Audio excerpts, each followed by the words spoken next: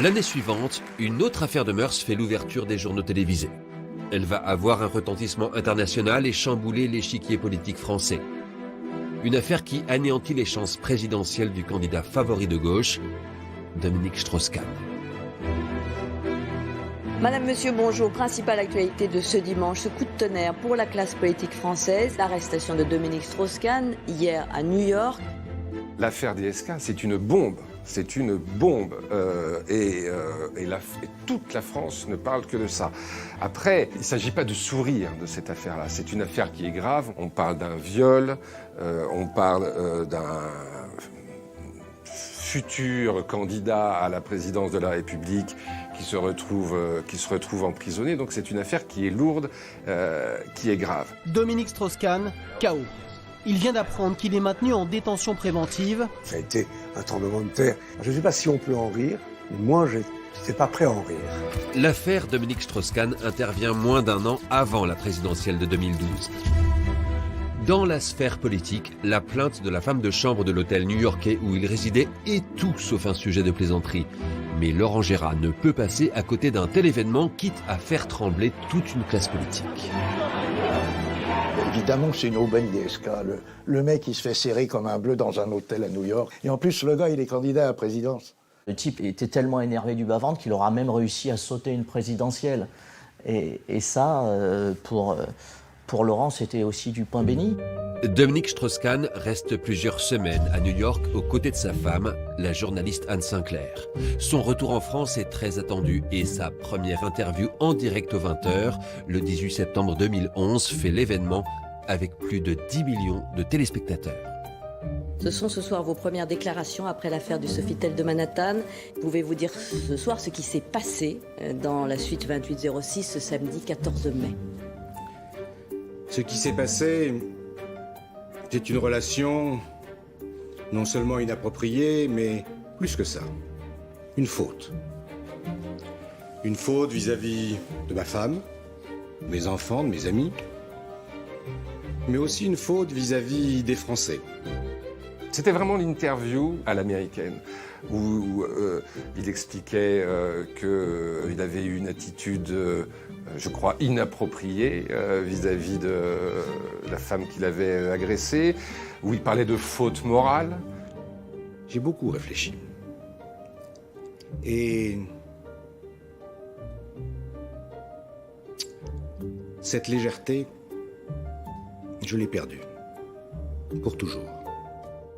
Le ton de DSK est grave, mais ce qui marque surtout, c'est sa défense.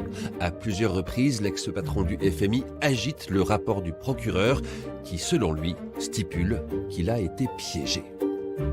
Il faut lire ce que dit le rapport du procureur. Le rapport du procureur dit quoi? Ce procureur qui a enquêté, avec des moyens considérables. Donc il s'agrippe en fait comme quelqu'un qui est en train de se noyer à son rapport, il le brandit, il le pose, il le montre, et on voit que toute sa défense au fond elle repose que là-dessus. Et ça, Laurent le saisit tout de suite. Laurent Gérard va alors incarner Dominique Strauss-Kahn dans un sketch inspiré de cette entrevue historique avec la complicité de Virginie Lemoine dans le rôle d'Anne Sinclair. Pour ajouter une dose de provocation, l'humoriste pousse la parodie jusqu'à imaginer qu'elle le reçoit dans l'émission qui a fait sa gloire, 7 sur 7. Si j'ai accepté cette invitation, c'est parce que je pense à mes enfants, à mes amis, à ma femme. Oui, ta femme c'est moi. Tu sais Anne, je vais te le dire, j'ai commis une faute morale dont je ne suis pas fier. J'ai raté mon rendez-vous avec les Français et pour moi la légèreté, c'est fini pour toujours. Mais l'essentiel, c'est ce rapport.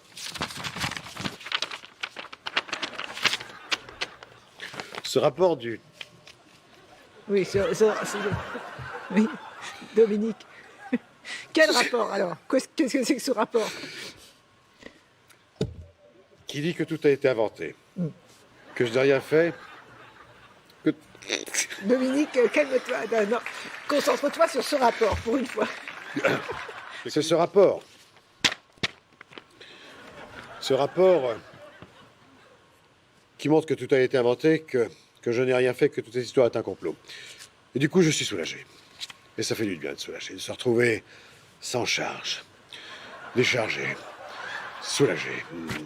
C'est tout dans le rapport. Vraiment, c'est tout dans le rapport. Écoute, c'est déjà ça, mais dis-moi simplement, est-ce que tu permets que j'y jette un coup d'œil sur ce rapport? Je t'en prie. Non, mais enfin, tu te fous de moi, ça c'est une lettre de Dodo la Saumure avec le nom de ses call girls et les tarifs de ses call girls.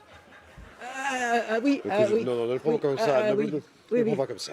Dis-moi simplement que tu regrettes. Tu regrettes, n'est-ce pas?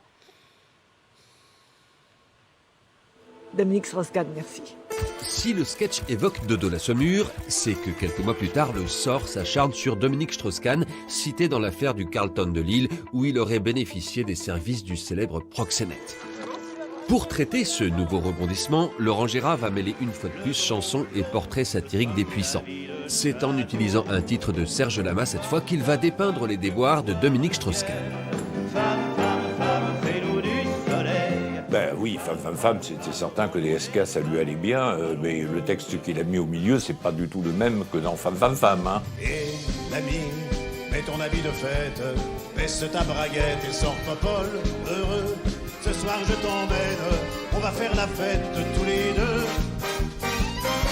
La fête charnelle, dans un Sofitel. Dès que t'as des obsédés, ce soir on est les héritiers. Strauss-Kahn, fais-nous voir le ciel. Strauss-Kahn, fais-nous du soleil. Entre guillemets, ça salit un peu la chanson. Mais ça, il faut l'accepter parce que c'est comme ça. C'est le métier qui veut ça. Ils sont pas là pour nous mettre des câlins dans le dos, ils sont là pour nous brocarder.